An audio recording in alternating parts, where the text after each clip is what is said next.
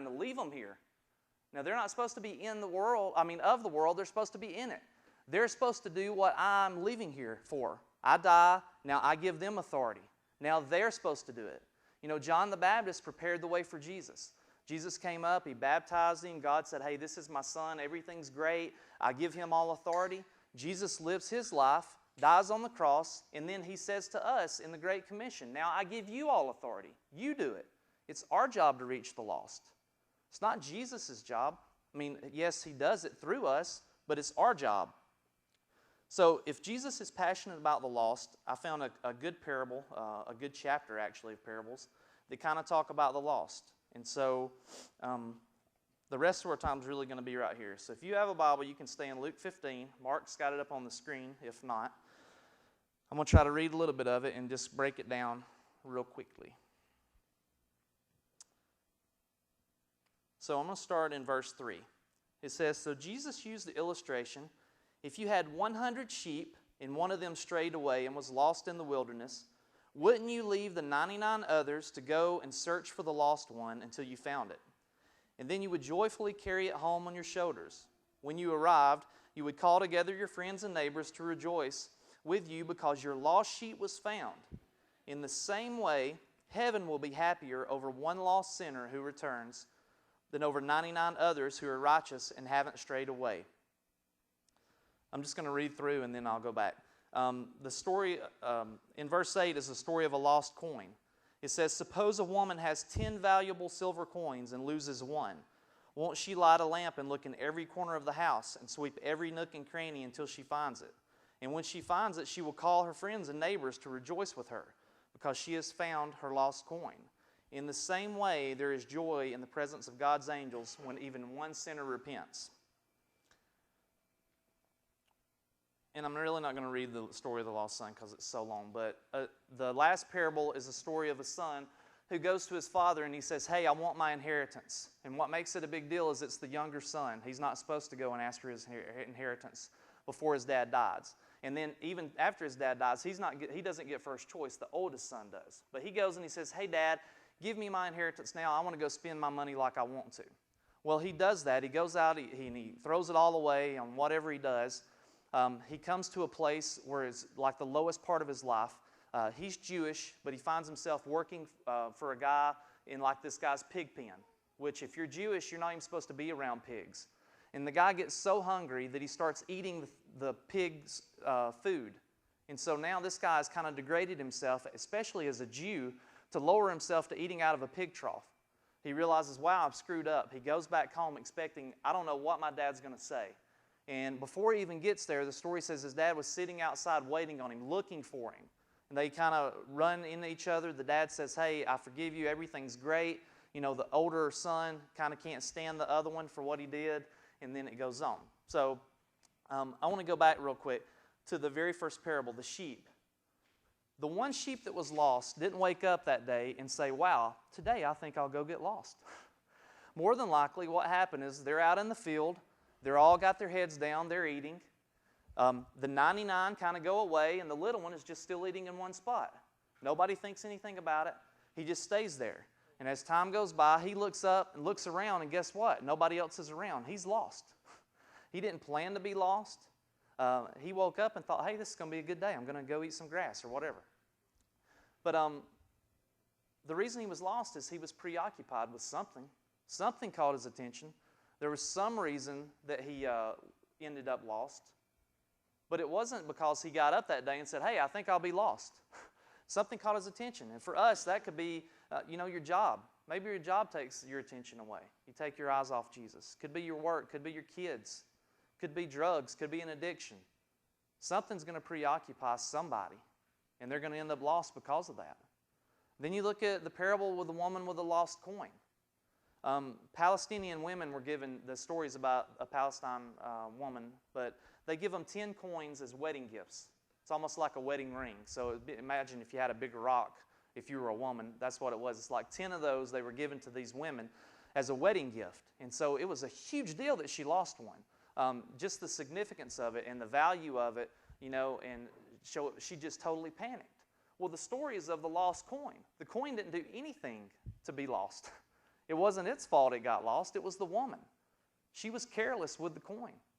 I mean, if you think about lost people, maybe you were raised by somebody that was careless with you.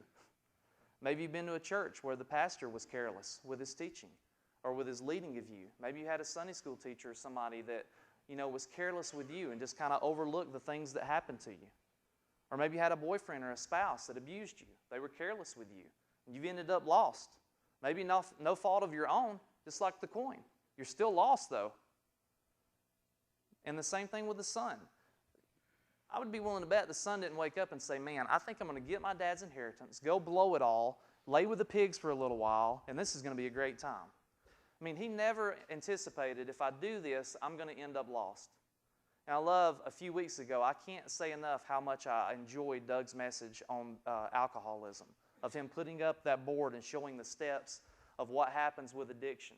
Because my dad was an alcoholic, and I always thought, wow, he just doesn't love us, he doesn't have time for us. Who knew all those steps could have led to the decisions that he made? It may have had nothing to do with me. Probably didn't. And I think about that with the son. He had no idea the steps that he was going down was going to lead him to laying in the mud with the pigs. Or he probably wouldn't have done it. It's the same thing with the evil one. He doesn't say, hey, once you do this and everything's going to be great. Wrong. He doesn't say, hey, I told Lane this one day. It was so funny. One of our students, we were in youth, and I said, nobody says, hey, I'm going to go out with this guy. It's going to be great. And then I'm going to turn into a whore, get strung out on a bunch of drugs, and I'm going to lay in a gutter. That sounds like a lot of fun. And she says, hey, why have I got to be that person? And I said, I was just using you as an example. Nobody, the evil one doesn't do that. He doesn't show you the end result of what's going to happen if you follow him. He just gives you a little bit to tempt you, to entice you, and then you kind of run off and do your own thing. And then all of a sudden, you're like the sheep. You look up and you go, wow, how did I get lost? But regardless, you're lost. It doesn't matter how somebody gets lost. It doesn't matter what they did, what they're doing. It's just our job, once we believe in Jesus, once we follow Jesus, it's our job to help them get unlost. And so how do we do that? It's so funny. Some of the simplest things make the most sense to me. So I'm going to share this with you. We just got back from a marriage retreat. We went with our old church, and they give you directions before you go of how to get down to the beach to get to this house. So we punch it in the GPS. Who has a GPS in here, by the way? I love my GPS. It's amazing. Well, I take it for granted so much because I just pop the address in, don't think anything about it, and we're gone. Well, we're driving down the road, and it always cracks me up because it never fails that you start getting a little beep that says lost satellite reception. And your car starts driving off the road into the water or into the woods or into a place that's not even on the map. And so Holly always laughs about it. We always joke about it when it starts happening because she loves when that happens. She's like, oh, I love it when it drives off the road. And so it's driving off the road, and eventually the satellite reception will come back up and it'll say something like rerouting or recalculating. Or my favorite is if you've already missed the turn, it will say turn around, turn around, turn around. Well, when that happened this past time, I thought, man, what a simplistic way to think about being a Christian. I mean, us being a Christian means we should be standing at these exit ramps of life where everybody detours off or they're going down the wrong way or their satellite reception is lost. And we should be standing there screaming, turn around, recalculate, turn around. It's okay for us to do that. People appreciate that, by the way. If you do it with love, somebody really appreciates you taking the time to say, hey, maybe this is not the best path for you to go down. And sharing your story. That's all witnessing is. That's all telling somebody about Jesus is sharing your story. And we all have one. People can argue about what the Bible says. People can argue about what their church doctrine says. But nobody can argue with your story. It's yours. There's no way it can be wrong. It's your story. And so all Jesus wants us to do is to share our story. When Jesus gets arrested, he's sitting before, getting ready to go out, and the guy says, are you the Messiah? He's asking him all kind of questions. And Jesus gives you this I think it's a great verse. In John 18:37, he says why he came to earth. He says, I came to bear witness to the truth. And to put that in our terms, he came to live a life that reflected God. And so if we're supposed to reflect Jesus, if we're supposed to be followers of Jesus, We should live a life that reflects God. Our lives should bear witness to the truth.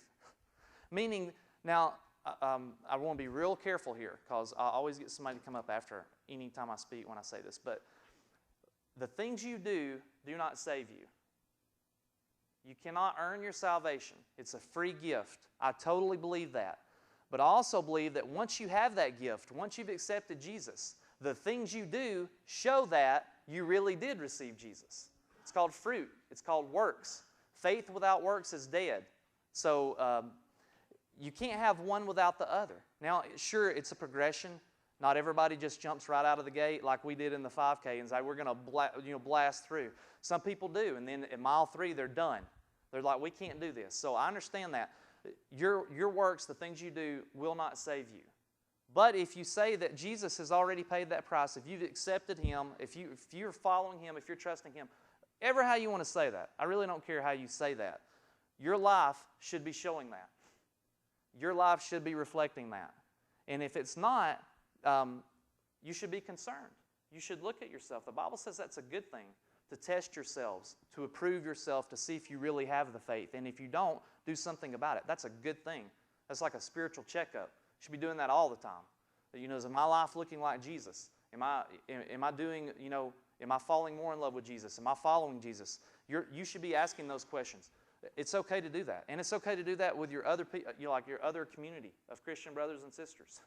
The Bible says we shouldn't judge outsiders. It doesn't say anything about judging believers. As believers, we should be holding each other accountable and saying, hey, Jerry, you need to pick it up. I don't really see you doing a lot right now with this thing Jesus has given you. He's left you here, for a reason. And it's not just to work at McAllister's, I can assure you. So get off your rear end and let's do something about it. So it's so funny. I heard a story the other day, and you don't have to put this up, Mark, but in Matthew 4, Jesus, when He came, He said, hey, come follow me, I'll make you fishers of men. And this message I was listening to said the problem with churches is that most people stop being fishers of men and they start being fish in the aquarium. And they just like to sit in their seats. They like it to be comfortable. Jesse needs to play just 3 songs. Matt needs to speak just 22 minutes. Or Mike needs to do this. We should mention this. We have to have 3 announcements. Like, we like it comfortable. And as believers, we do that. We get a little bit of Jesus and we think, wow, now we're good. We're going to sit on our hands. We're going to just